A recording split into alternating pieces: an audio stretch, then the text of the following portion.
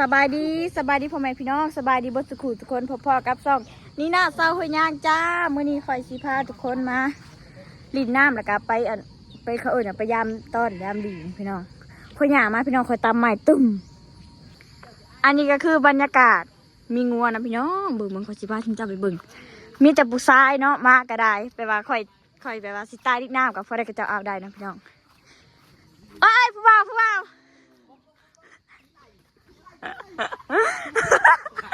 ป้าพี่น้องเขาป๊บกล้องคอยตายแล้วอันนี้ก็คือวัยรุ่นบ้านเนาะนี่เนาะบ้านจริงเนี่ยบ้านจริงเนี่ยมีแต่ผู้บ่าวนะพี่น้องบ่เป็นผู้บ่าวคอยดอกญาติโกโหติการเดียวกัน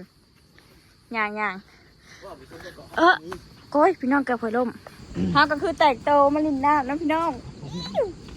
ป้านี่พี่น้องนี่คอยลงไปนี่มันสิบผัดปิวว่องบ่เนาะอันนี้เนาะปลาขอดขักนี่ใส่ปลานี่ใส่ปูอันนี้ปลาข้าวเพิ่นใส่ปลาหมูว่ายังนี่ปลาเบิดเบื่อปลาอยู่ไหนปลาพี่น้องโทรศัพท์คอยโต๊ะคอยสิบ่ให้เพราะขันมาบ่ได้ปลาเฮาก็สิมาถ่ายคลิปลินน้ำให้พี่น้องเบิ่งยันคนลงนี่เด้เนาะคือสิขัดปลาพี่น้องเจ้าเคยเห็นบ่นี่โทรศัพท์คอยโต๊ะนี่ขอจะให้อ๋อมาฮอยสอรี่เบิ่งมาซอกล้องดูมาฮอยสอรี่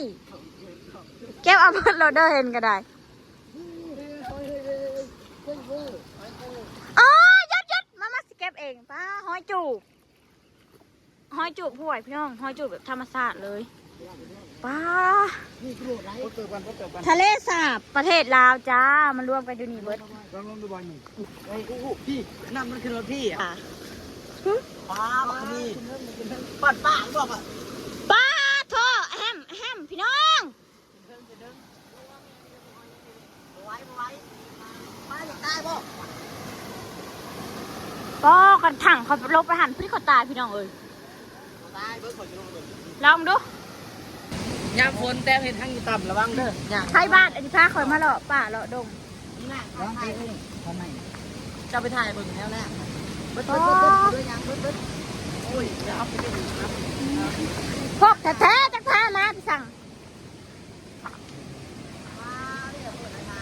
ป้าอันนี้ก็คือน้ำในไซส์สิบลิตรในไซส์เอาตัวแรกนี่ต้องใช้อะไรผัดไปแล้ววันนี้แหละก่อนขอบาน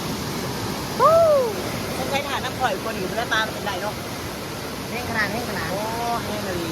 ลองลงไปดูเว้นนั่นมันวนมันสีติดแค่นี้แหละตายเนี่ยเขาลงไปลงไปดูลุงผมไม่บอกคนเลยนะแล้วก็ขาดอะไรไปดูก็ได้ปะอันนี้ก็คือมุมใกล้ๆพี่น้องป้าขนำถังมันนี่ค่อยค่อยตัวเลย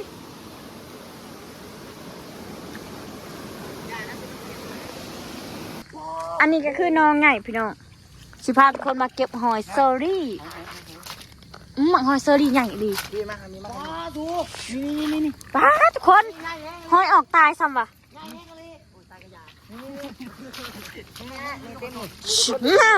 ป้านายนี่นายกี่เพลอาถือ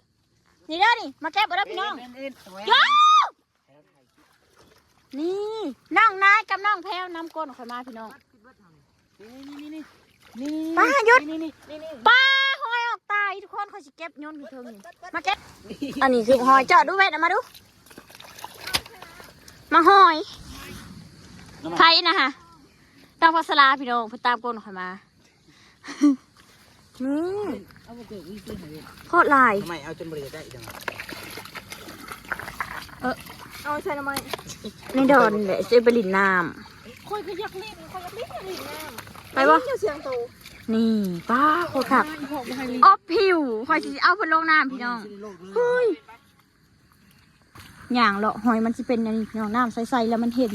ถ้าน้ำขุ่นนี่หอยนี่อ๋อหน่วยไงนะป้าโทษพี่น้องหน่วยนั้นอันมากับพี่น้องเขาเองจ้านี่พี่น้องไล่อังลงไปเลยพี่จักป้ามันขึ้นเนาะมันขึ้นหอดดีป่ะน่ะอ่ะเต็มอยู่นี่หอย ป้าพี่น้องขอประแม่ว่าสิเอาหอยมาปะไว้จักดีเด้ออันนี้เด้อ มาดูเว้นเอามาเก็บดูดิมันก็คือทอดดีว่ะ ป้านี่น่ะมันสิออกไปตายทางไหนวะ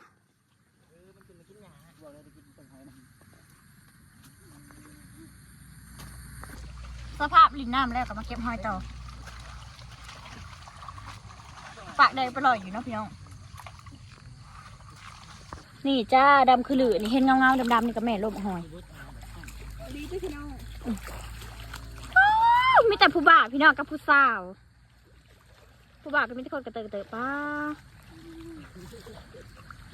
หาหอยจ้าชีวิตสาวนาก็เป็นแบบนี้แหละสาวลาวบ้านๆจ้าพี่น้องมาเด้อมาหาหอยน้ำกันหอยก็คืออุ้ยหอยก็คือลายแหงสอดมาพังนี่พี่น้องป้า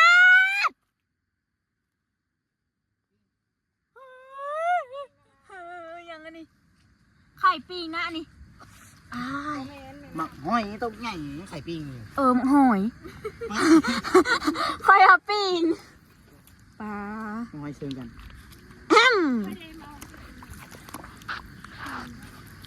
นี่จ้าใครเด้เป็นคนถือเนาะป้าปิ้งมาจากไหน ยาปากไข่ หาง่ายเดี๋ยวน้องหอยเกี่ยวนี่ อย่าปะหมังหอยยังพี่น้องหมังหอยยังอันนี้มันออกอยู่โคกพี่มันยังอันนี้ทุกคน สอนนั่น บ้านมันเคยเห็น เป็นนอกลาย มีเออหน้าในตีน เขาสอน นี่น่ะนี่ป้าเขาไปเห็นอะไรเนี่ย เพื่ออยู่ใคร จะหมักหอยใหญ่หรือหอยน้อยน้องพัสลากันไม่ได้ใหญ่นะพี่น้อง เป็นยังไง นี่นี่พี่น้องมันปืดเอาคล้ายๆเลย หอยปีนต้นใหม่จะเป็น จับไว้ ยามันอันนี้คือหอย แม่น่าหอยนี่ ชอบมันก็จับมันหนาหน้ากล้องมันจะปัดปัดพี่น้อง น้องน้องนี่หน้าอันนี้กับพี่น้องเลย เห็นเขาแล้วงานตีอีดอกไงเหยียบไม่ห้างน้ำบึดปัดดึงหอยไปเอาหอยปีนบก ฟาดหน่วยใหญ่อีหลีทำเฮาจับกล้องให้งามหน่อยเด้อ พันพลาดหัวคนกับตายเนี่ย แมน พอดีกูจับกล้องกับบังเขาอยู่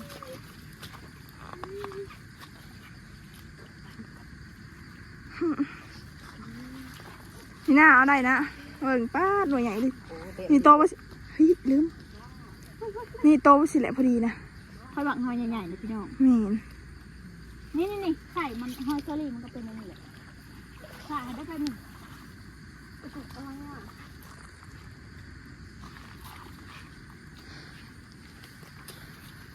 ฟาดได้หลายอีหลี พี่น้อง มันก็โคตรเยอะ อีหยังโตไปซื้อเสือมาตินะฟาด นี่หนังหอย สิโตคือสกินลายแท้ลายได้ แสบแขกนิดหน่อย ฟาด น่าดูบ้างเนาะ น่าใส่หัวหน่อยไหม อ่านพอจากโดนพอจะเสร็จดังคือกู ฟาดหน่วยใหญ่อีหลีหน่วยโน่นไปไหนไม่ใหญ่ไปไหน แสบ ใช่น่ะ ปิงนี่ ปิง ปลาอเมซอนเอียนบอยเราคือต้มไงเอียนบอย เขาจะติดหมอกหอยคอยดึกคุกเข้าป่าจะอยู่ในไข่เลยอยู่ ต้องพยายามกันย่างเนาะเนาะ